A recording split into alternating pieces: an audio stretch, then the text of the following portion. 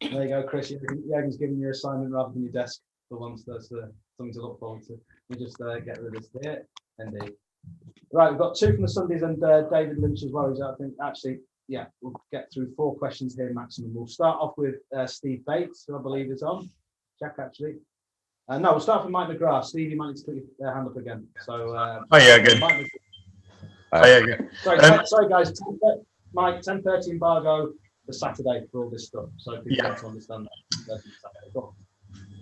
Can I ask you about the title race and whether you think this will be the most exciting in the Premier League in terms of the amounts of teams that could be in it, possibly even West Ham, who you're playing, but also whether you think that this season might be one of the lowest amounts of points that you'd need to win the title, given the results. What was the lowest amount of points so far? It's 75. Oh. Hello? Probably United won with that, with a 75.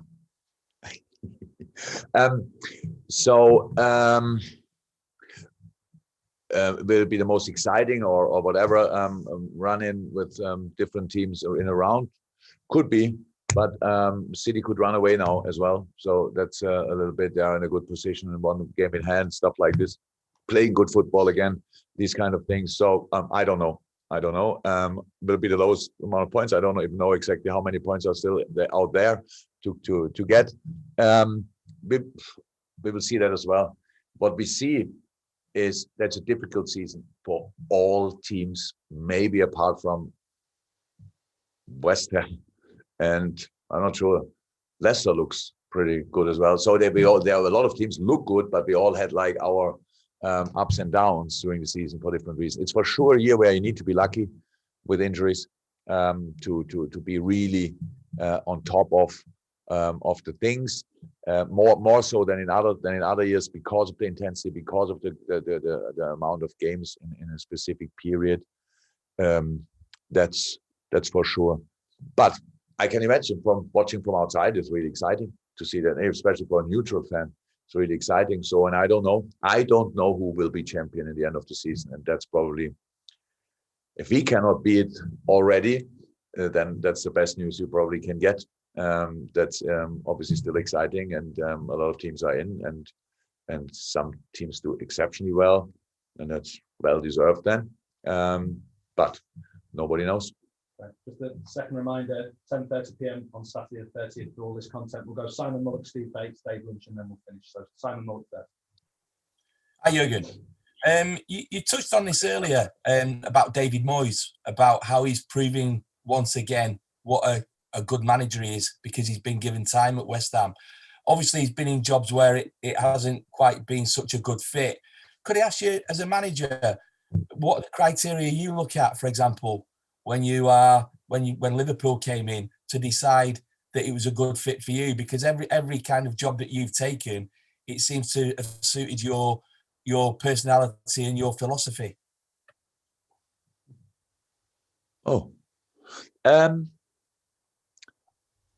Obviously, I like I like the club a lot because it's a club everybody knows, and it's easy to like Liverpool, I think, especially from abroad. Not sure about the English people; they have a lot of reasons not to like us, I think. But from abroad, it's really easy to fancy Liverpool, and so that was clear. And I saw the team and liked the team.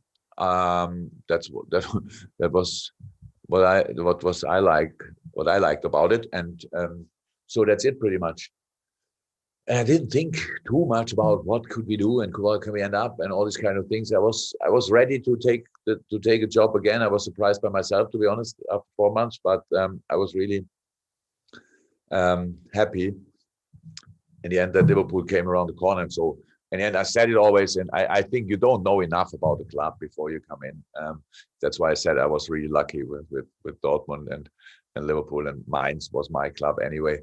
I knew the people there, but Dortmund is not famous for sticking very long with specific coaches. If you don't deliver, they are quite busy with changing as well, or it used to be like that. And and Liverpool, I didn't really think about how many managers they had in the last few years. I just was happy about the call and was ready to take the job. Steve Bates and then Dave Lynch. Steve. Can you hear us, Steve? Dave? Steve, you're on mute. There Yes, you hello, are. Jurgen. Beautiful. Fire away. Hello. Hi. Jurgen, can I just ask you, just going back to Jamie Carragher, sorry, I'll get this right in a second. Jordan Henderson. Happy birthday, Jamie. He had yesterday or so, I think. Yeah, no, Jordan Henderson. Another centre back. Jamie Carragher and Jordan Henderson. Yeah. Wow, that's good. That's a good sign. Quick Mix flip. them up.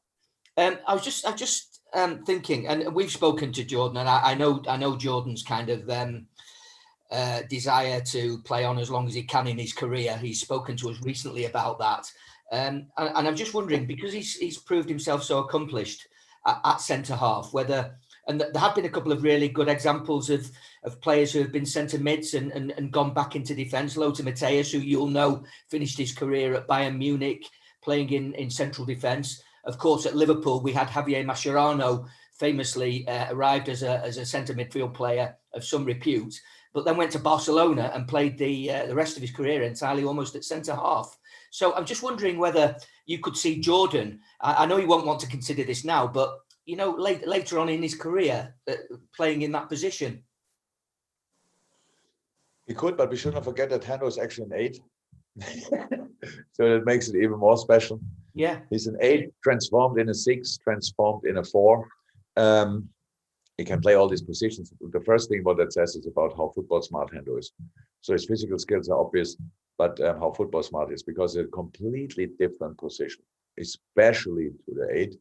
I think there are some teams who play with the 6 that deep that it's like kind of a 3 in the back rather than so like proper wing backs in the 6 that deep.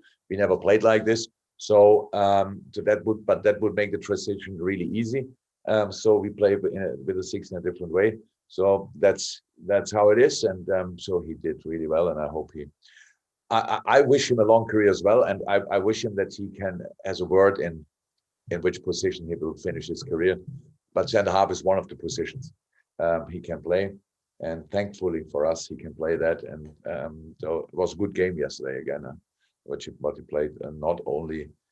What makes it so exciting that you, with his football skills, that he can be very influential in our build-up as well. So that helps. Obviously, it was had a big hand in the first goal. Nice little chip for Sadio, and then the square pass for Bobby. That was good, and hopefully he can stay fit until 43. Then he can play football until that age group and until that age. Fantastic. Cheers, Steve. Finish with David. Sorry. Jurgen, I'll just ask about Naby Keita. We haven't seen him for a while. Is he getting closer? And can I also ask about Fabinho? Obviously, we know he misses the weekend, but do you know in terms of timescale if that it was described as a minor issue? So is that hopefully not a long-term one?